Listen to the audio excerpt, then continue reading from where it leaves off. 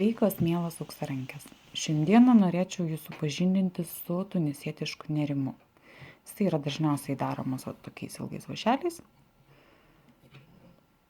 Galima nerti ir su paprastu vąšeliu. Tiesiog, jeigu jūs neriate šiek tiek platesnį nėrinį, reikia kažką uždėti ant vąšelio galo, kad jūsų nėrinys tiesiog nenuslystų. Tie taip vadinami tunisietiško nėrimo vąšeliai dar kartais būna su valu. Čia jau kaip jūs norit, taip galite rinktis, kaip jums patogiau. Šiandien jūs norėčiau supažindinti su pačiu paprasčiausiu tunisietiško nėrimo stulpeliu. Jis taip pradedamas nueriant jūsų norimo reikiamo ilgio pinutę. Taip, tarkim, kiek čia man reikia. 1, 2, 3, 4.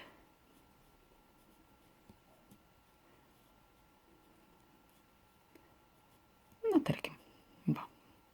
Tarkim, man reikia tokio ilgio nėrinio. Toliau, neriama pirmą kelį praleidžiant pirmąją pinutės akelę. Pirmą praleidžiam ir neriame į antrąją. Iškabinam, ištraukiam akelę. Jos nesuneriam, tiesiog einam į sekančią pinutės akelę, užkabinam ir ištraukiam. Ir taip neriam iki pat pinutės galo. Užkabinam ir ištraukiam. Ir ištraukiam. Va. Ir paskutinė pinutės akelė. Ant jūsų vąšelio kažkas tai kaunasi. Štai tokia. Toliau. Pirmąją akelę išneriam. O toliau tęsiam, suneriant po 2. 2. Ir vėl 2. 2. Ir taip iki sunersim visas akeles.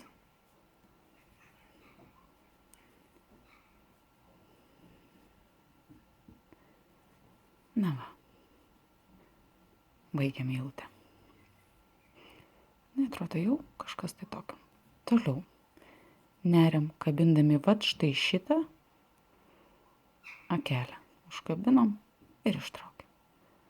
Toliau vėl šitą akelę. Užkabinam ir ištraukiam. Sekanti.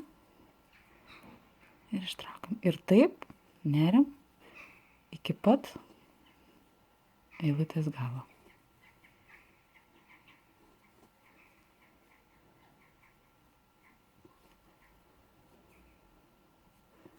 Dabar priėjom iki galo.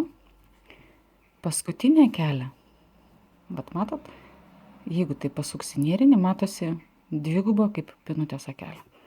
Mes ją užkabinam, dvigubą, šitą kraštinę užkabinam. Taip. Ir išneriam. O dabar nėrinys kartojasi. Pirmą kelę išneriam 1, o toliau suneriam po 2. 2, 2, 2.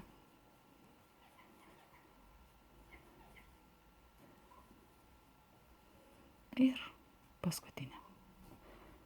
Ir toliau nėrinys kartojasi. Pabandom dar keletą eilučių. Vėl kabinam šitą ir ištraukiam. Vėl kabinam štai šią ir ištraukiam.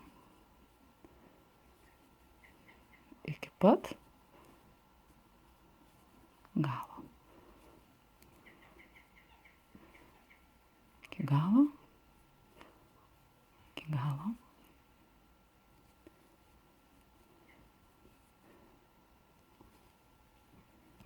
Ir vėl priėjom prie kraštinės. Vėl matom.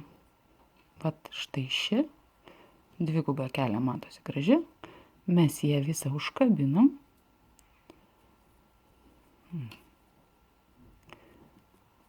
Vėl dvigubą užkabinam ir išneriam. Paskutinės akelės labai neužtraukit. Ją šiek tiek patemkit, kad kraštelis būtų lygus. Nes jeigu labai sutrauksit paskutinę akelę, tai gausis, kad šis kraštas gausis ilgesnis nei šis. Tam, kad simetrija būtų, ją šiek tiek ilgesnį ištraukiam. Ir vėl kartuojam. Pirmą išneriam. 2. Čia jau persistengiau kaip visada. 2. 2. 2. 2. 2.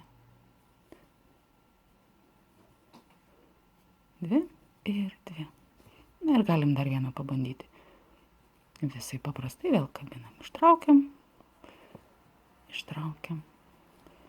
Ištraukiam. Oho, kokie traktoriai važinėja. Ištraukiam.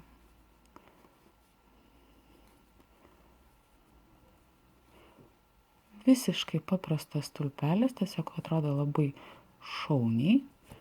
Aš kažkaip užsikrečiu tunisietiškų nėrimų pastaruoju metu.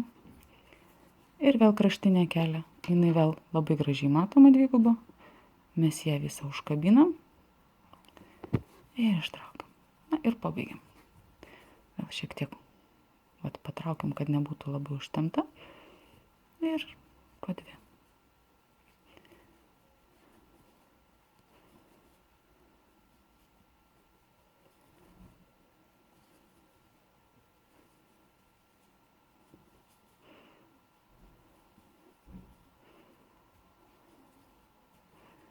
Na va. Gaunasi kažkas tokio.